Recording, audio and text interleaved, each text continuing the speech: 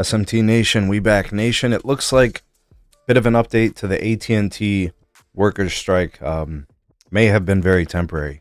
Let's talk about it here in today's video. The AT&T landing page on their, I don't know, looks like some kind of like a union communication about bargaining. I'll provide that for you guys. There'll be a link in the description. Ways to support us can be found there as well. Please do like and share this video, subscribe if you're new here, and turn on the bell notification icon to never miss an upload from the SMT.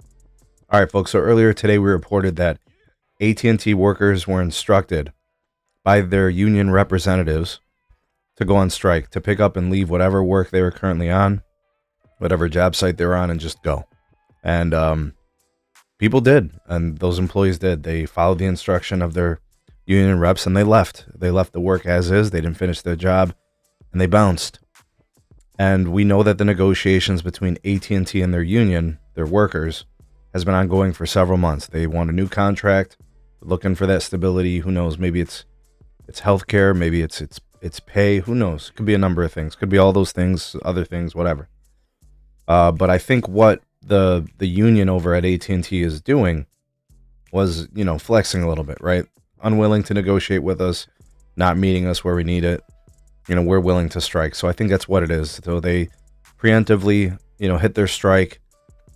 Obviously, I think AT&T responded to this, called off the strike, told them don't, or whatever. Let's get back to the table. Let's make some deals happen. So I think in good faith now, AT&T is probably going to understand that the union is willing to discontinue work, which would be a huge problem for AT&T right now. AT&T is in the middle of a complete, integration of Ericsson from Nokia in a lot of markets. They're upgrading fiber optics all over their ILECs, their where their tower sites are. It just couldn't be a worse time for AT&T for this to happen. So I think they're wise to kind of come to some sort of an instant resolution, fix the problem basically within the same day to get people back and working. So I think what's going to happen is, union workers are going to report back to work. They probably got that instruction from the reps and their leadership to just go ahead, report tomorrow, kind of do their thing as they normally would while they work through whatever union disputes there may be. And I think in good faith now, something can be made. They can get their contracts in place, negotiations can happen, and you get a win-win from both sides, right? AT&T simply does not have the wiggle room to have a strike right now. They just don't. So they're in a position of weakness. I hope that these employees, these unions, and their reps understand they're in a position of power.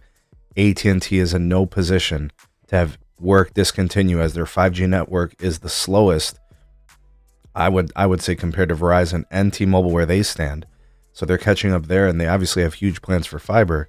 They just cannot get where they want to go with any type of major disruption like this one. So we'll continue to follow this. I'll let you guys know if there's any updates, if we learn anything in the future, and what happens there. But it's good in my opinion. AT&T getting back on the negotiation table, kind of figuring things out, and get these workers back working. That's the way we like to see it. But sound off in the comment section. Let me know what you think about all this. If you have any information on this, we'd love to hear it from you guys.